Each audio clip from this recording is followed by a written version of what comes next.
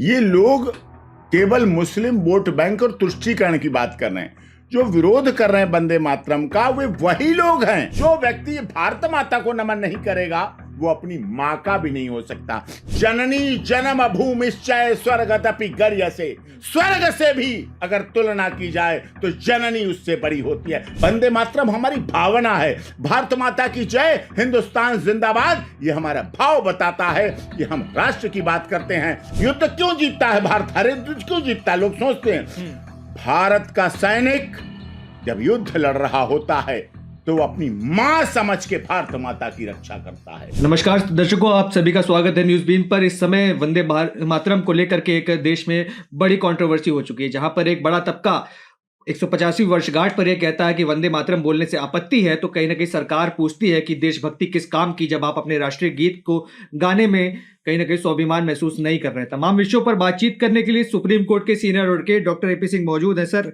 कैसे देखते हैं वंदे मातरम कहने से परहेज किस बात का? ये लोग केवल मुस्लिम वोट बैंक और तुष्टीकरण की बात कर रहे हैं। जो विरोध कर रहे हैं वंदे मातरम का, वे वही लोग हैं जो पक्का मुस्लिम, पक्का इस्लाम को मानने वाला, मतलब पंचवक्ती नमाजी, जो 5 वक्त नमाज करे। और 5 वक्त नमाज करने वाले की सबसे बड़ी पहचान होती है यहां पर काला निशान।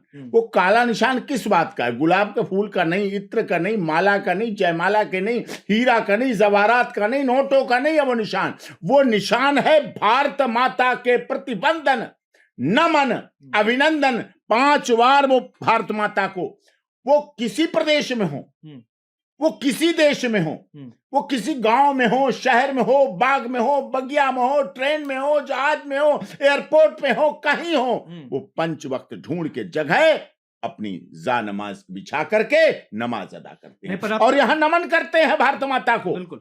और जो व्यक्ति भारत माता को नमन नहीं करेगा वो अपनी मां का भी नहीं हो सकता। जैसे मां बच्चे को 9 महीने पेट में पालती है, पोसती है, बड़ा करती है, 5 साल तक उसे चलना और बोलना, खाना पीना, हगना और मूतना सिखाती है, वैसे ही भारत माता है, खिलाती भी है, पिलाती भी हैं, चाहे जल के रूप में हो, चाहे अन्न के रूप में हो, चाहे हवा के रूप में हो, चाहे पर्यावरण के रूप में। कोरोना काल में लोगों ने देखा जब ऑक्सीजन खत्म हो रही थी तो इसी भारत माता की धरती से हिंदू, मुस्लिम, सिख, ईसाई सब ने बरगद से ऑक्सीजन लेना शुरू की, नीम से ऑक्सीजन लेना शुरू की। नहीं, पर आप तो संविधान में विश्वास रखते हैं, आप तो खुद एडवोकेट है। कई लोग कहते हैं संविधान इस बात की आजादी देता है, हम बोलना चाहे बोले, हमारी मर्जी, ना बोलना चाहे तो आप दबाव नहीं बना सकते हमारे ऊपर बोलने के लिए।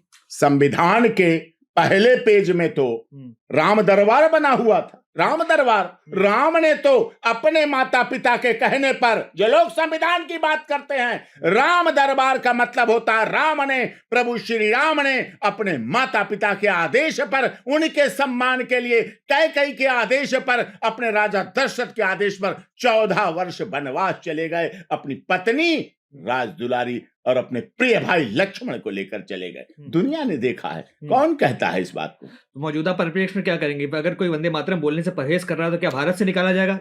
उसे अपने आप निकल जाना चाहिए। निकालने की नौबत नहीं आनी चाहिए, उसे अपने आप निकल जाना चाहिए। जो अपनी मां का नहीं हुआ, जो अपनी भारत माता का नहीं हुआ, जो हिंदुस्तान का नहीं हुआ, जो माद्रे वतन का नहीं हुआ, जननी जन्म भूमिश्चय स्वर्गदपि गर्यसे, स्वर्ग से भी अगर तुलना की जाए तो जननी उससे बड़ी होती है। स्वर्ग के सुख से भी अगर बात की, जिसे जन्नत कहते हैं, अगर जन्नत भी छोड़नी पड़े, अगर स्वर्ग भी छोड़ना पड़े, अगर हेवन भी छोड़ना पड़े अपनी मां के लिए, तो लोग जननी जन्म भूमिश्चय स्वर्गदपि गर्यसे, स्वर्ग से भी बड़ी मां होती है। मां के चरणों में सारे देवता निवास करते हैं, सारा सुख मिलता है।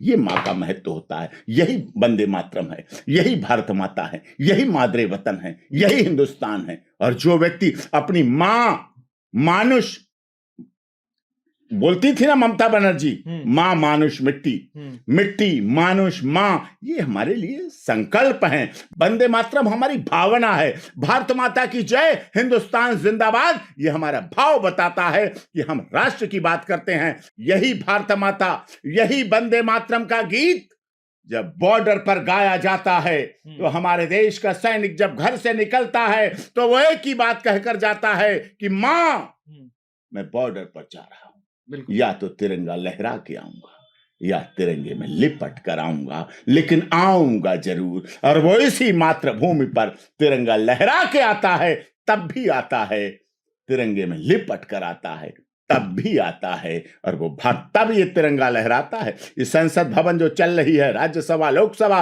ये विधानसभा, ये राष्ट्रपति भवन, ये सुप्रीम कोर्ट के ऊपर जो राष्ट्रीय ध्वज लहराता है, ये भारत माता के वीर सपूतों के त्याग, तपस्या और बलिदान से लहराता है।